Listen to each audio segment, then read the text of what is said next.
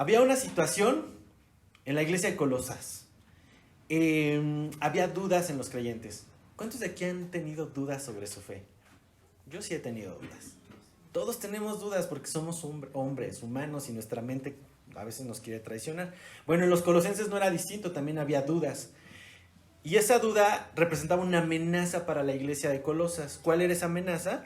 Pues que entraran en una crisis de fe, que empezaran a creer cosas que estaban completamente fuera de la palabra de Dios y de la verdad absoluta del Evangelio en Jesucristo.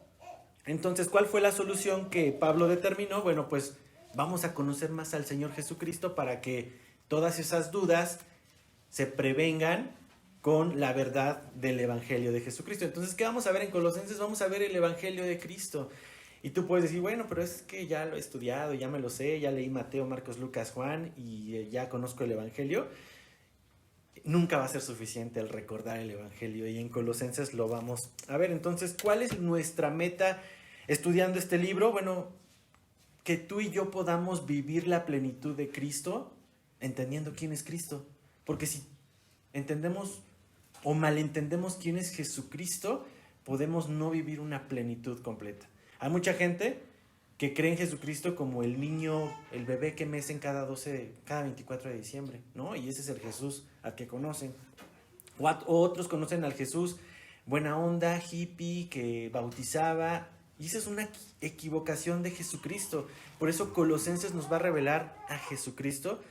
Y si tú y yo entendemos quién es Jesucristo, vamos a poder vivir plenamente en él. Hace 8 días platicábamos sobre la identidad.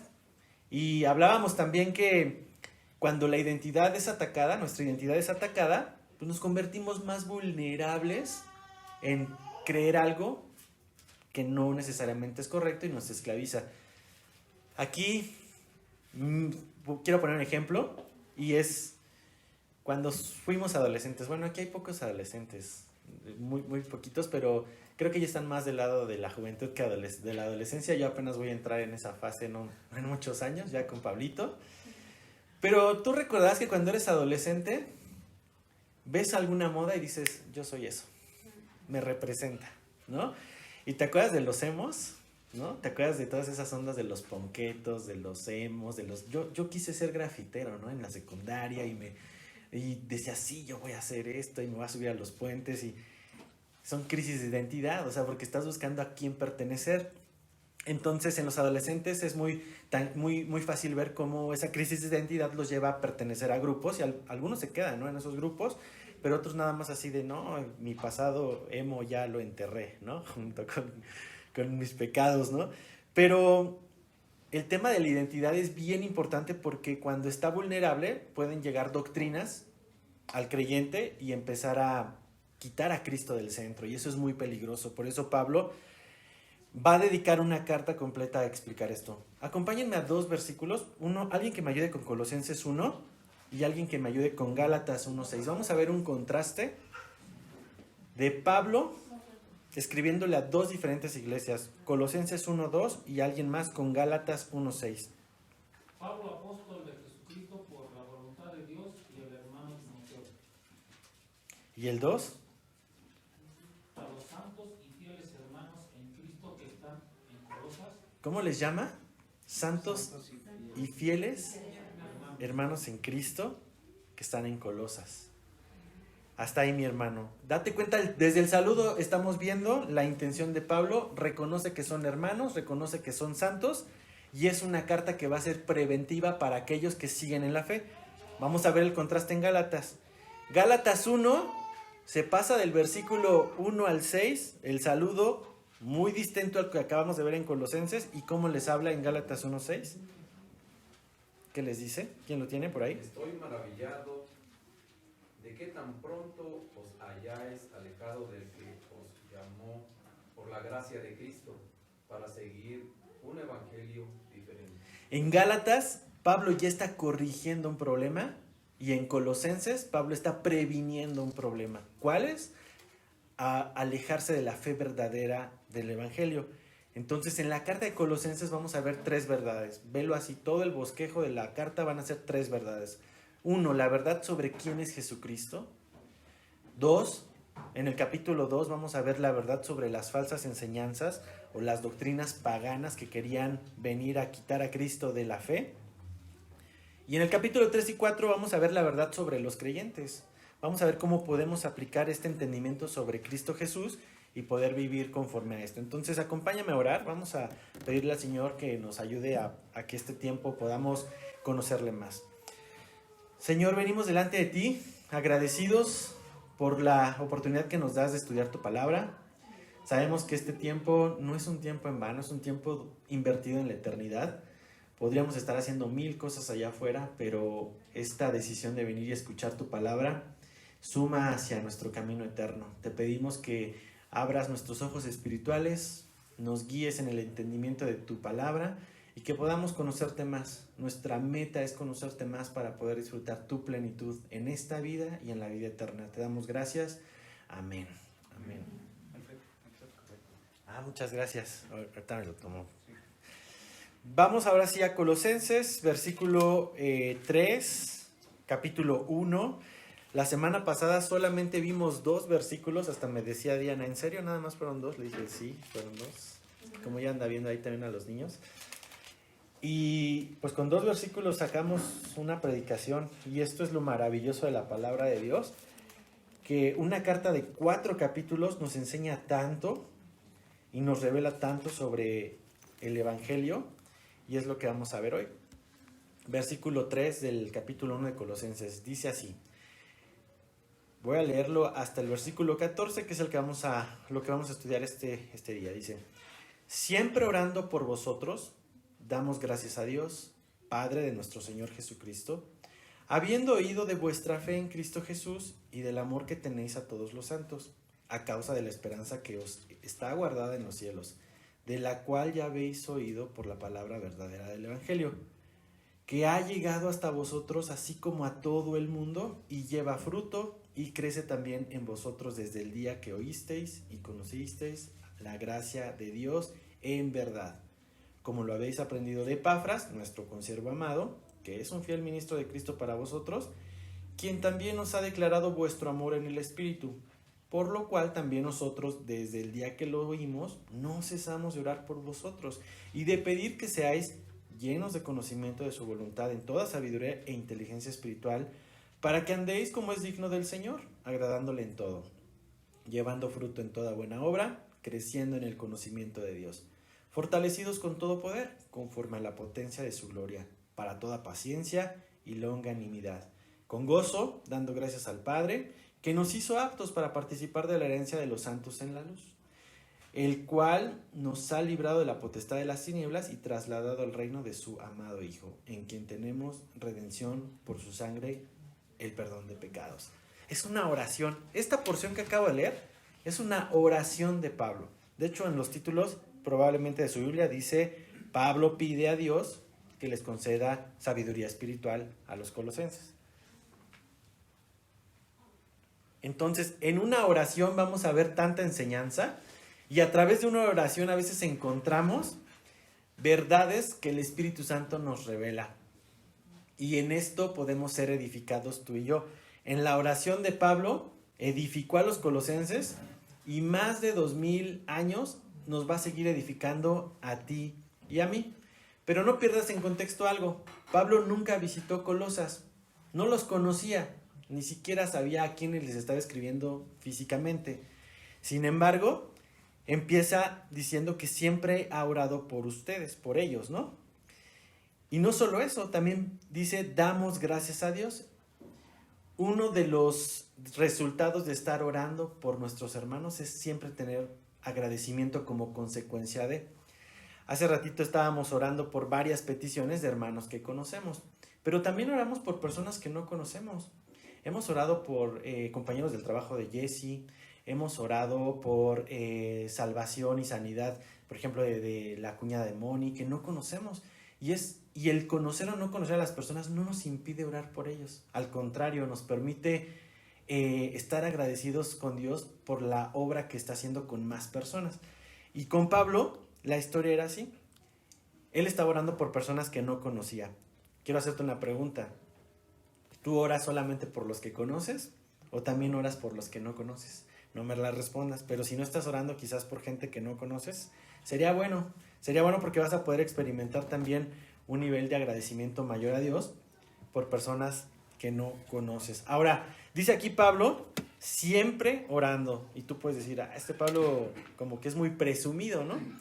Como que siempre. Pues bueno, no significa que todos los días estaba orando por ellos, pero siempre que oraba por los colosenses, el motivo de su oración era dar gracias a Dios, Padre de nuestro Señor Jesucristo, pero había una razón, había un muy buen motivo para poder dar agradecimiento a Dios por esto. ¿Qué dice el versículo 4? ¿Me ayudas a leerlo, José? Sí. Habiendo oído de vuestra fe en Cristo Jesús y del amor que tenéis a todos los santos. Entonces Pablo está agradecido con Dios y ora siempre por ellos porque ha oído algo. Ha oído que su fe en Cristo Jesús y el amor que tienen a todos los santos es causado, versículo 5, por la esperanza que está guardada en los cielos. Si tú anotas o te gusta rayar tu Biblia, encierra estas 3 palabras. Fe en Cristo Jesús, amor y esperanza. Estas 3 características son las evidencias de todo creyente. Tú sabes que hay un montón de réplicas ahí en la calle de un montón de productos, ¿no? De tenis, de relojes. Yo la verdad, si veo un reloj Rolex clon, yo no sé, o sea, yo no tengo forma de identificar si eso no es. Cada vez lo hacen mucho más especializado. Antes quizás cuando empezó la piratería en los 90s, pues sí veías como los tenis Kike, ¿no? O sea, y decías, ay, pues se ven luego que no son originales. Pero ahora hay unas réplicas tan perfectas que necesitas empezar a ver otro tipo de evidencias para ver si te están vendiendo unos tenis originales o no, como son hologramas, etiquetas o incluso hasta en una página de internet puedes ver si el número de serie es real o no. Se hace más difícil encontrar si es un producto genuino o no. Bueno, en el cristiano, estas 3 cosas que acabo de mencionar es la marca registrada o es lo que caracteriza a alguien que ha nacido de nuevo, que es creyente en verdad, que son fe, amor y esperanza. ¿Y alguien se acuerda dónde vimos esta tríada en Corintios? Primera de Corintios 13:13. ¿Qué dice? 3 cosas permanecen para siempre: la fe, la esperanza y el amor. Y la mayor de ellas es el amor. Entonces son las 3 características de todo creyente. Pero ahora muchos pueden decir, no, pues yo sí tengo fe en Dios, ¿no? Yo sí tengo amor por la gente y yo sí tengo la esperanza de que pues voy a resucitar. Muchas personas lo pueden decir, pero también hay una verdad muy cierta que dijo el mismo Señor Jesucristo, no todo el que me dice Señor, Señor, entrará al reino. ¿Y por qué dijo eso, no? Pues bueno, porque hay evidencias realmente de estas palabras. Entonces me voy a centrar ahorita en estas 3, fe, amor y esperanza. El evangelio que no salva simula tener estas características, pero cuando sucede algo en la vida del creyente, se aparta. Y la fe que tenía ahora es duda o ahora es incluso burla, ¿no? O el amor que profesaba tener por otras personas ahora es odio. Y la esperanza que tenía en el pasado ahora es desesperanza. Entonces, a lo mejor muchos han visto estas historias, ¿no? De gente que creyó en el Señor, que incluso fueron pastores o incluso fueron ministros importantes y ahora están alejados del Señor. ¿Qué pasó ahí, no? Yo entiendo que va a haber situaciones donde tu espíritu, el Señor te lleva a un desierto y te está tratando ahí, pero hay otras situaciones donde la persona decide alejarse del Señor.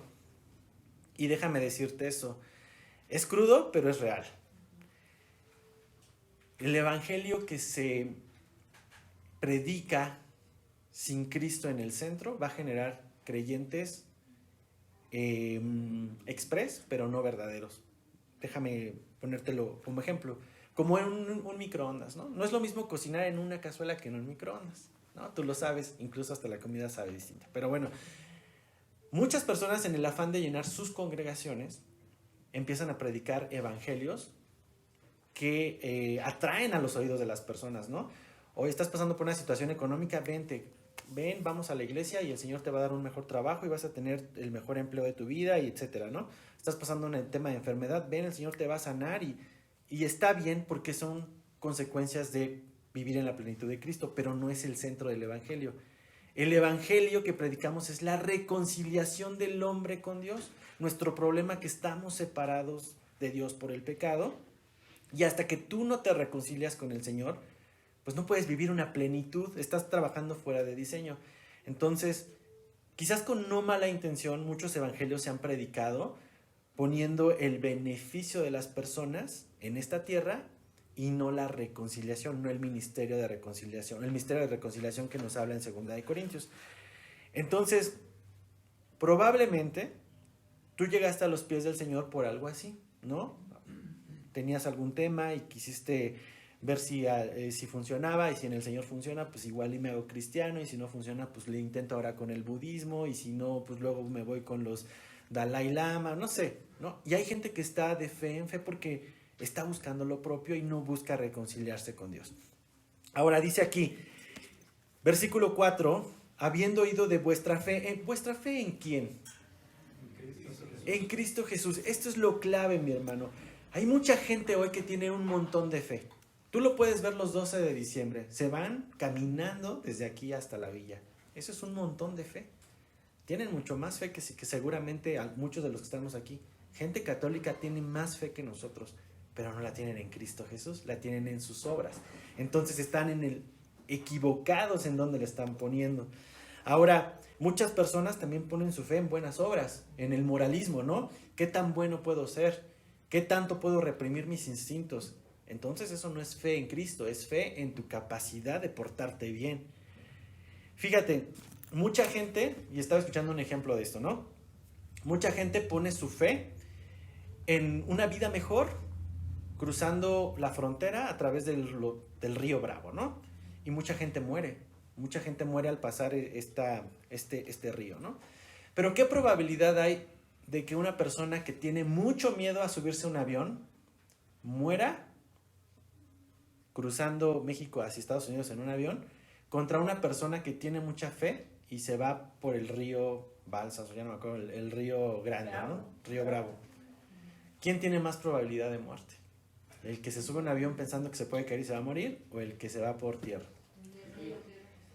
Tiene más impacto la fe del que tiene mucho miedo de subirse a un avión, de llegar sano y salvo a su destino, que alguien que tiene mucha fe, pero toma el camino incorrecto. Lo mismo es con nuestro Señor Jesucristo. La fe no es en cantidad, la fe es en el objeto, en la persona correcta que es nuestro Señor Jesucristo. Por eso dice, o sea, si tuvieras fe como un grano de ¿qué? De mostaza. O sea, no se necesita tanta fe, se necesita fe en la persona correcta que es en Cristo. ¿Y eso qué va a producir? Lo segundo de este versículo dice, amor que tenéis por todos los santos. ¿Por quiénes? No, pues como nadie es un santo, entonces por eso yo no amo a nadie, ¿no? Puedes decir, ya hace 8 días hablábamos que todos aquí somos santos, aunque luego no quieran decirse que son santos, somos santos. No somos el santito al que nos veneran, no, somos apartados, esa es la palabra. ¿Apartados para qué? Te voy a poner un ejemplo para que lo entiendas mucho mejor. Este papel que está aquí, ¿es santo? No es santo, es un papel cualquiera, como el papel de una libreta o el papel de una revista, es tal cual un papel.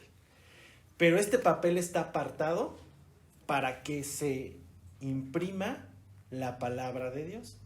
Y entonces, cuando ya está impresa la palabra y alguien lee esta Biblia, entonces tiene una función el papel de comunicar el evangelio hacia una persona. Y entonces está cumpliendo una función de haber sido apartado. Es el mismo papel, pero tiene un propósito que es glorificar a Dios para compartir el evangelio a otro. Tú y yo somos santos, somos apartados para glorificar a Dios para los propósitos de su gloria. Entonces, la próxima vez que te digan que eres santo, di amén, sí soy un santo. ¿Soy imperfecto? Claro que sí, pero estoy progresivamente caminando hacia la imagen de Cristo. Y esto es para glorificar a Dios, no es para que te beatifiquen y después ya te traigan tu manda y te hagan... Exactamente, no es para eso, ¿no? Entonces, somos hombres comunes, con deficiencias. Ayer lo veíamos en Jueces, lo hemos estado viendo con los varones. Pero lo padre de esto es que el amor para los santos no depende de los méritos de quien lo recibe, sino depende de quien lo da. ¿Te acuerdas? El amor ágape. El amor ágape no depende de, si te portas bien te voy a amar, si no te portas bien, pues no. Ese no es un amor ágape, es un amor filial y se acaba. Entonces, primera de Juan 4, 8 y 9, acompáñame, ¿qué dice ahí? Primera de Juan 4, versículos 7 y 8, dice lo siguiente: amados, amémonos unos a otros porque el amor es de Dios.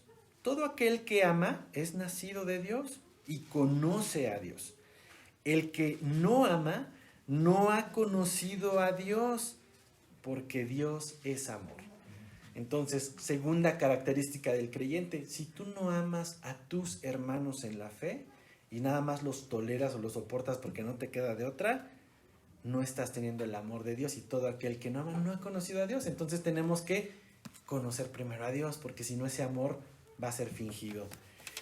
Y la tercera característica es la esperanza, dice versículo 5 de Colosenses. Regresamos a Colosenses otra vez. Dice: a causa de la esperanza que os es guardada en los cielos, nuestro destino esperado. El eterno y glorioso reino de nuestro Dios es la esperanza que tú y yo tenemos de poder sufrir las tribulaciones y las pruebas en esta vida, porque son pasajeras. Primera de Pedro 3:4, no vayas allá, te lo leo, dice: alabemos al Dios y Padre de nuestro Señor Jesucristo, que por su gran misericordia nos ha hecho nacer de nuevo por la resurrección de Jesucristo.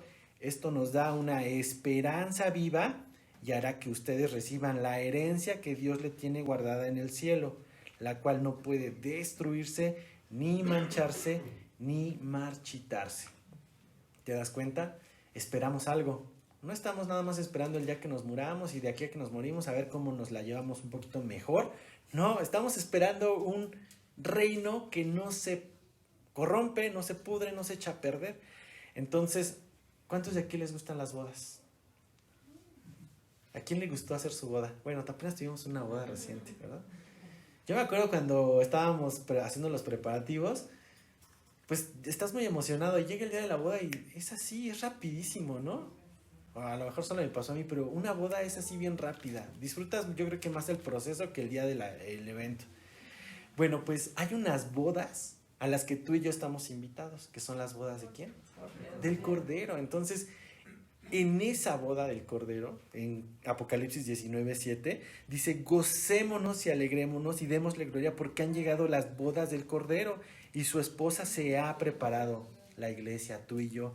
Y ella se le ha concedido que se vista de lino fino, limpio y resplandeciente, porque el lino es las acciones justas de los santos. ¿Te das cuenta? Estamos esperando algo.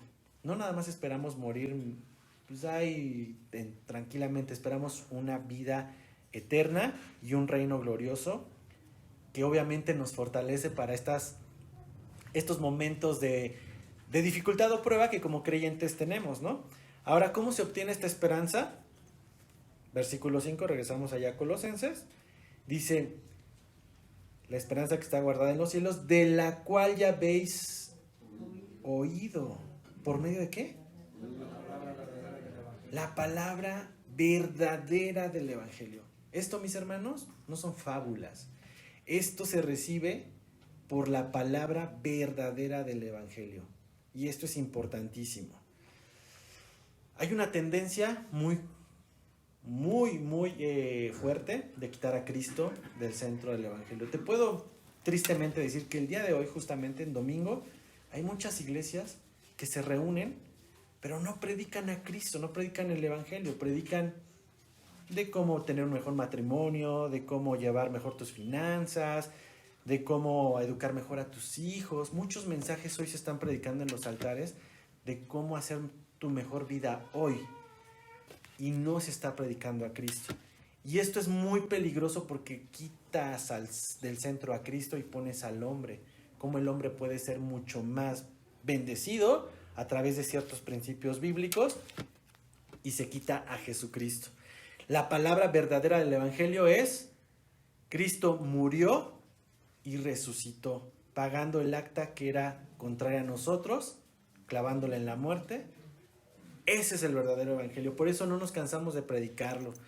Y ahora, esto que estamos leyendo aquí, pues ellos lo recibieron por la palabra del Evangelio. Dice versículo 6, que ha llegado hasta ustedes, así como a todo el mundo.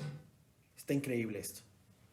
Les llegó a los colosenses, un poblado pequeño, ya en decadencia, ya estaba en las últimas ese poblado, y llegó el Evangelio ahí. Pero no solo llegó ahí, llegó a esta ciudad, llegó a Toluca. Por eso tú y yo estamos aquí sentados, porque este Evangelio, te das cuenta, tiene poder, no se caduca, no son leyendas, no son cuentos, no son anécdotas, es un Evangelio que tiene poder. ¿Y tiene poder para qué? Para salvar. Dice Romanos, ¿no? No me avergüenzo del Evangelio porque es, ¿qué? ¿Para qué? Para salvación. Entonces, el Evangelio llegó a esta ciudad y no solo ahí, dice a todo el mundo. Pero hay algo bien importante que dice aquí. Y lleva fruto y crece también en vosotros. Déjame ponerte en contexto algo, para que entiendas esta parte tan padre de por qué dice Pablo que está agradecido porque ellos han perseverado en esto, llevan fruto y están creciendo. A lo mejor tú puedes decir, para los cristianos de antes era mucho más fácil porque no había tanta distracción y pues no había internet, no había televisión, pues no les quedaba de otra más que pues aceptar este tipo de cosas, ¿no? Y era mucho más fácil. Déjame darte el contexto pagano de los colosenses. Era una cultura que adoraban a una diosa que se llamaba Cibeles. De hecho, ¿alguien ha escuchado esa mitología de Cibeles? Lo enseñan en la escuela, pero en la Ciudad de México, en la colonia Roma, hay una fuente de las Cibeles, que son 2 leones. ¿La han visto? A lo mejor los que son de Ciudad de México. Es una deidad griega. Pero Cibeles, si tú te metes a ver la historia, no voy a entrar mucho en detalle, fue de la región de Frigia, que es Turquía, toda la zona de Turquía, donde estaba Colosas. Entonces los colosenses estaban bajo una cultura pagana, pero el rito que tenía la gente en Colosas era una mitología incestuosa. ¿Qué quiere decir esto? Que Cibeles había tenido un hijo que se llamaba Atis y se había enamorado tanto de su hijo que cuando llegó a la etapa viril decidió hacerlo su amante. Incesto. ¿Te das cuenta? Ahora luego Atis ve a una ninfa en la mitología, engaña a Cibeles. Cibeles se pone muy celosa y Atis, por querer reconciliarse con su madre amante, se castra, ¿no? Y entonces el rito de los adoradores de Cibeles eran ritos paganos donde los sacerdotes se castraban en estos ritos, pero eran ritos orgiásticos e incestuosos y depravados como no puedes imaginarte, que era parte de la deidad de Cibeles. Entonces era un contexto completamente depravado. Y en ese contexto, Pablo está diciendo, ustedes están dando evidencias de una transformación de esta porquería, de esta forma de vida, a una vida libre de la esclavitud del pecado. Por eso dice, lleva fruto y crece también en ustedes desde el día que lo oíste y conociste la gracia de Dios en verdad. Mi hermano, esto no es natural. Yo no sé, pero no es natural. A lo mejor tú puedes pensar que porque yo estoy aquí no tengo pruebas, no tengo tentaciones, no tengo luchas. Tengo las mismas luchas que tú. Tengo las mismas tentaciones que ustedes. Incluso hasta más puede ser, porque si yo caigo, obviamente Satanás y el enemigo busca tirar a los que estamos encargados de las obras, porque ustedes podrían también dudar de nuestra fe. Por eso ves muchas historias de pastores que caen, porque somos muy atacados. Pero ¿sabes qué? Aquí hay una verdad que yo te puedo compartir. La transformación es que nosotros no estamos dados a nuestros instintos carnales. Las tentaciones que llegan a nuestra vida no nos esclavizan. Eso no quiere decir que no tengamos tentaciones. Tenemos tentaciones, pero no somos esclavos de ellas. Por eso yo puedo ser fiel a mi esposa y voy a poder serle fiel a mi esposa toda la vida. Porque a pesar de que llegan tentaciones de otras mujeres, mi decisión y mi transformación en Cristo me lleva a ser fiel a mi esposa. Eso no es natural. El hombre natural es, pues, entre más mujeres mejor, ¿no? Pues, para eso, hasta dicen, nos tocan de a 2 o 3 mujeres por hombre, porque son más mujeres que hombres, ¿no? Lo natural es eso. Lo innatural es decir, yo soy fiel. Y eso es gracias a la obra transformadora del Espíritu Santo. Ahora, este fruto era evidente en ellos. Habían salido de este contexto, como te decía, muy pagano. Y Pablo por eso está dando gracias a Dios por eso, ¿no? Y les dice, versículo 7, como lo habéis aprendido de Epafras. Epafras. Ahora que estaba viendo este nombre, no es muy conocido. ¿Alguien conocía aquí de Epafras? ¿Habían escuchado de este señor? Bueno, José sí, pero no es muy común. Pero si te digo Pedro, de Pedro sí conoces, ¿no? O si te digo Pablo, pues sí conoces, ¿no? O si te digo Moisés. Pero Epafras es uno de los ejemplos que a mí me llenó de mucha esperanza y alegría, porque dice así, como lo habéis aprendido de Epafras, ¿qué? Pues todo el Evangelio. Nuestro consiervo amado, que es un ¿qué? Fiel ministro de Cristo. ¿Para quién? Yo le pedí al Señor, quiero ser como Epafras. Un fiel ministro, un fiel siervo, alguien que no busca lo suyo. Epafras estuvo con Pablo en Éfeso cuando estaba Pablo ahí predicando. Él pudo haber dicho, yo me voy contigo, Pablo, vámonos al viaje misionero y vamos a Roma y vamos a España y yo te acompaño, y pudo haber dicho, yo te sigo. Pero ¿qué hizo Epafras? Se acordó de su comunidad, regresó de Éfeso a Colosas a llevar el Evangelio, y por eso le dice un fiel ministro para ustedes, un fiel ministro para Cristo. Muchos de los que están aquí es gracias a un Epafras, alguien que ha sido fiel ministro para poder llevar el Evangelio a sus hogares. Y en este sentido, Epafras no es famoso, pero su legado en Colosas es maravilloso. Su obra a través de Jesucristo dejó el Evangelio en estas familias. Ahora, dice, nuestro consiervo amado, que es un fiel ministro de Cristo para ustedes, quien también nos ha declarado vuestro amor en el Espíritu. Epafras no solamente llevó el Evangelio y ya, sino también estaba teniendo comunión con los creyentes en Colosas y era testigo de cómo el Señor estaba obrando en ellos. Gracias a Dios por este tipo de ministros. Yo puedo decirles el día de hoy que si tú y yo estamos aquí, son por ministros que no conoces, que no son famosos, no somos del ministerio de fulano de tal, que tiene seguidores y miles de iglesias por todos lados, no. Somos fruto, y lo voy a decir, de la fidelidad de un ministro en Puebla que se llama Sergio Nolasco, ¿no? Él es nuestro pastor, es pastor de Iván Nolasco, es su hijo.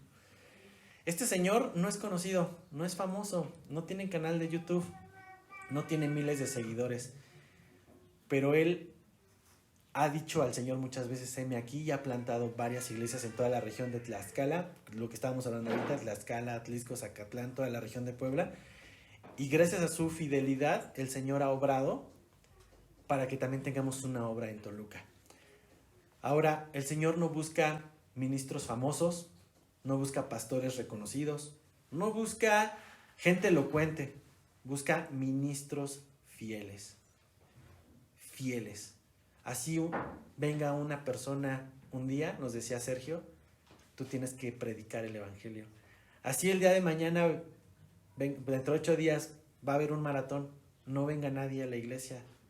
Tenemos que ser fieles en predicar el Evangelio, porque no lo hacemos por las cantidades o por los lugares, lo hacemos por la fidelidad a Dios. Y entonces, en este sentido, Epafras era alguien así.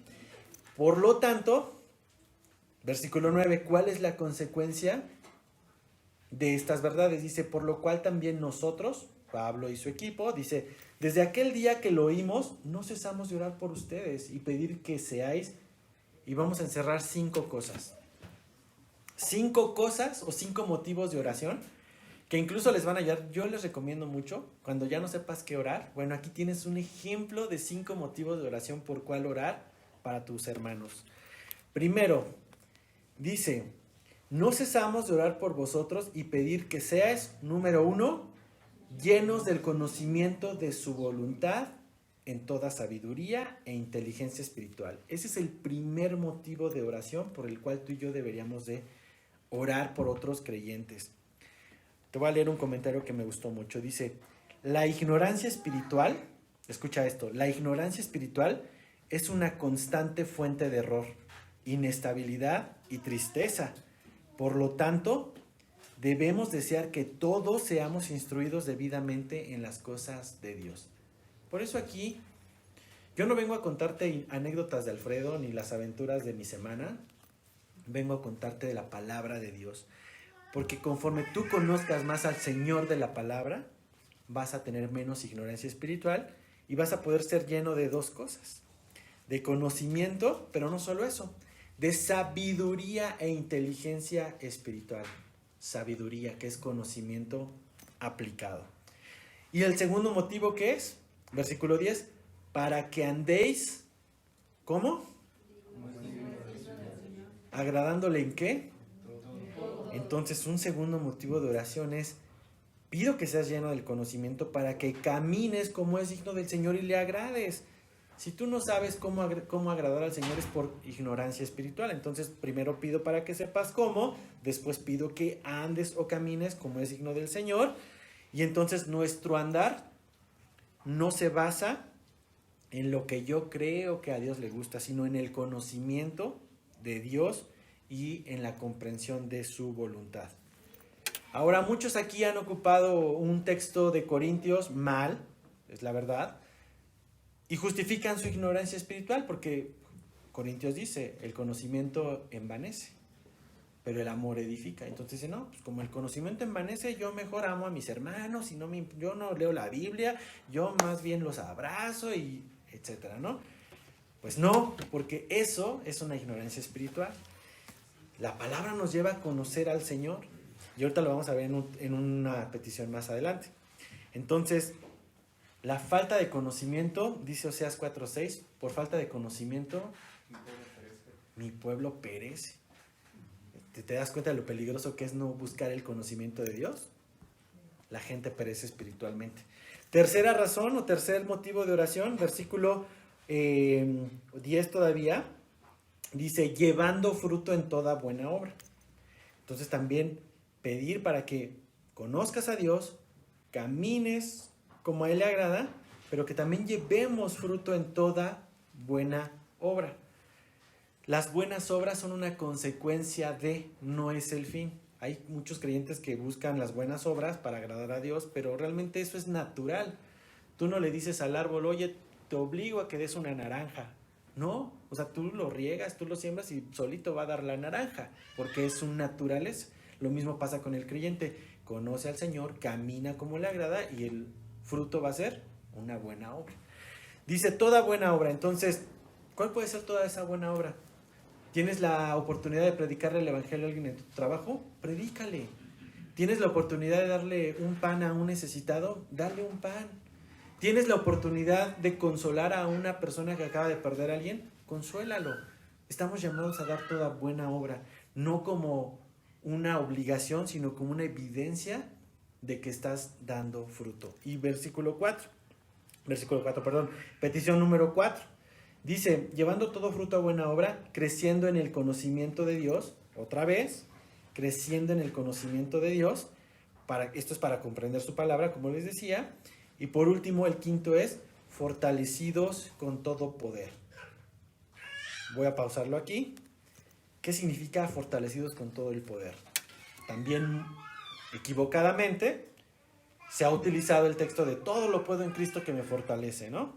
Y entonces se empieza a amarrar al diablo y decirle que el poder, que por el poder, y empiezan a pues no lo encadenan bien porque luego otra vez vuelve a salir, ¿no? Pero dicen, te ato al fondo del mar y todo, y pues el diablo anda ahí. Y entonces se malentiende ese poder. El poder no es para eso. El poder es para ser fortalecidos y hacer frente a estas doctrinas heréticas de todo lo puedo y por eso todo lo declaro y lo decreto, porque entonces no conoces la voluntad de Dios. O sea, como veíamos en el versículo 10, seas lleno del conocimiento de su voluntad. Cuando tú conoces su voluntad, pues tu oración va a ser en función a su voluntad, no a lo que tú crees o quieres, sino es a su voluntad. Por lo tanto, tienes que ser fortalecido del poder de soportar las pruebas. Ese sí es el poder que vale. El poder de soportar las pruebas. Y no solo eso, tener, más adelante dice, conforme a la potencia de su gloria, para toda, ¿qué? Paciencia y longanimidad. ¿Qué es longanimidad? Perseverancia. Es una palabra poco común, pero bueno, si lo partes en dos, long en inglés, que es como largo, ¿no? Animidad, pues bueno, de ánimo, un ánimo largo, una perseverancia. Digo, eso no es etimología bíblica ni real, pero a mí me funcionó porque longanimidad se me hacía como longaniza, ¿no? Cuando lo leía, decía que como... Ajá, ya tenía hambre cuando lo leía, ¿no? Pero es eso, constancia y perseverancia y paciencia. ¿Pero en qué? ¿En qué, Dice, con gozo, dando gracias al Padre. Entonces, es pedirle al Señor poder para perseverar y ser paciente, prácticamente. Versículo 12. Ya estamos terminando, dice, con gozo dando gracias al Padre. A veces podemos esperar, a veces podemos perseverar, pero lo podemos hacer sin gozo. ¿Les ha pasado? Así de, pues ya tengo que aguantar, no me queda de otra. No, con gozo, pidamos también hacerlo con gozo, dando gracias al Padre que nos hizo aptos para participar de la herencia de los santos en la luz. Entonces tenemos un motivo para hacerlo con gozo y aquí mismo lo dice. Agradecidos porque Dios nos hizo aptos, el Padre, para participar de la herencia de los santos en los... Hace 8 días platicábamos del robo de identidad, ¿se acuerdan? Sí. Hay un robo de identidad que sí es válido. Y vas a decir, caray, a ver, eso me interesa, ¿no? Nosotros tomamos la identidad de Cristo cuando depositamos nuestra fe en Él. Y entonces tú y yo podemos ir al banco celestial como hijos, como Cristo, como si fuera Cristo mismo, a poder hacer un retiro de su gracia. Ese es el único robo, no es robo porque es un regalo, es gracia, es la identidad que nos permite, como dice aquí, participar de la herencia de los santos. Esto no es para todos, es para aquellos que han sido llamados hijos y han creído en Jesucristo. Y está padrísimo esto, porque dice... El cual, versículo 13, el cual nos ha librado ¿de qué? ¿Y qué más hizo? De esto se trata la conversión. Hay gente que dice, ya te convertiste en aleluyo. ¿Y qué significa ya te convertiste? ¿No? Es como si hubieras salido de una oruga y te hubieras convertido en una mariposa. ¿O qué significa? ¿Se han escuchado eso, no? Ya te convertiste. Esto es lo del versículo 13, la conversión. Cuando alguien te diga, no, pues no me vas a convertir es un tema de, te conviene convertirte.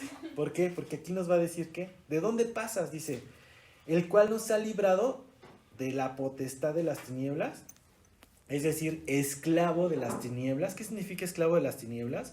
Pues eres un preso, estás en un calabozo, estás atado a tus pecados, a tus deseos, y por lo tanto, pues no hay mucha esperanza, como algún preso que ya está condenado a morir para siempre, no alguien que tiene una cadena perpetua, o alguien que ya tiene la silla eléctrica en espera, pues alguien que no tiene esperanza está en ese calabozo, ¿no? Dice, el cual te ha librado de esa potestad de las tinieblas y te ha convertido y te ha trasladado, ¿a dónde? Al reino de su Hijo amado. ¿Te das cuenta? Esa es la conversión, estás pasando de la esclavitud a la libertad. Entonces, acompáñame rápidamente a 2 versículos. Romanos 8. ¿Y alguien más que me ayude? Con Juan 5:24. Porque aquí, si tú no has decidido depositar tu fe en Cristo y todavía a lo mejor lo haces en tus obras, en tu moralismo, en algo, creo que este es un buen momento para poder reflexionar y decidir, o sea, si quiero permanecer en mi calabozo o quiero dar mi confianza en Cristo, como lo hicieron los colosenses, no para ser parte de una iglesia como esta, porque ese no es el fin, ese es el resultado. O sea, no es el propósito, pues ya eres un congregante, ya te damos tu membresía. No, o sea, eso es natural. Sino más bien para ser librado de la muerte. Dice Romanos 8, 16 al 17. El Espíritu mismo da testimonio a nuestro espíritu que somos hijos de Dios. Y si hijos, también herederos de Dios y coherederos con Cristo.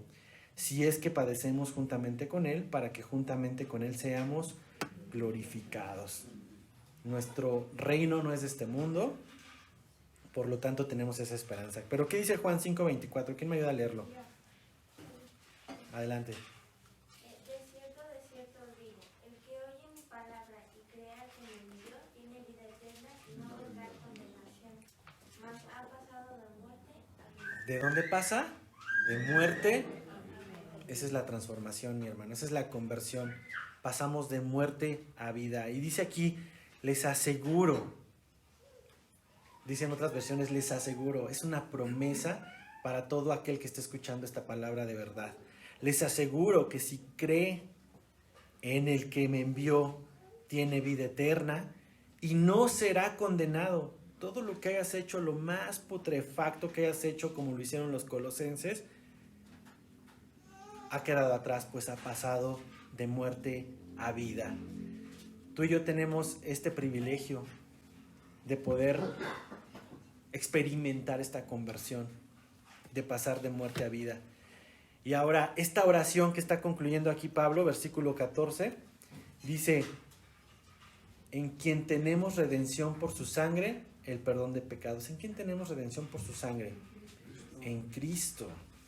Esta oración de Pablo termina reconociendo la obra del Evangelio, que es pasar de muerte a vida.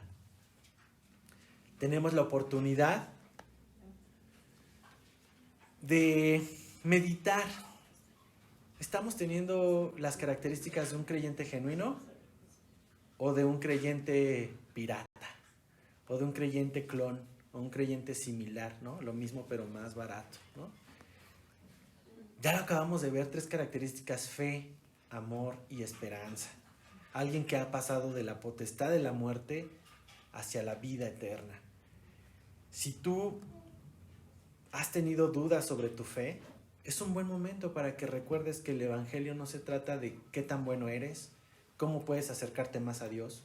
Se trata de que Dios se acercó a ti a través de Jesucristo. Y por ese acercamiento es que tú y yo podemos reconciliarnos con el Padre. Y si tú y yo estamos reconciliados con Dios, créeme que las cosas van a funcionar bien. No te estoy prometiendo que no te va a ir mal. O sea, va a haber pruebas, va a haber luchas, pero vas a estar pleno en Cristo. Porque esas luchas y esas pruebas las vas a pasar de la mano del Señor. El Señor es mi pastor y nada me faltará. Es la plenitud de Cristo. Eso solamente puede ser cuando has depositado tu fe en Cristo Jesús. No en una religión, no en un movimiento, no en un pastor, no en una iglesia, no en tus fuerzas, sino en Cristo Jesús. Pero ahora, no solamente creas, no solamente es creerlo, sino también es vivirlo. Por eso Pablo dice, no ceso de orar por ustedes. No es como que ya lo recibí, pues bueno, ya pechito y ya tú te encargas, Señor. No, también oremos unos por otros para estas 5 cosas. Conocer más al Señor a través de su palabra. Caminar conforme a ese conocimiento. Dar fruto con base a este conocimiento en toda buena obra. Creciendo nuevamente en su conocimiento y dándonos fuerza para perseverar con paciencia y constancia. Son 5 razones por las cuales tú y yo podemos orar.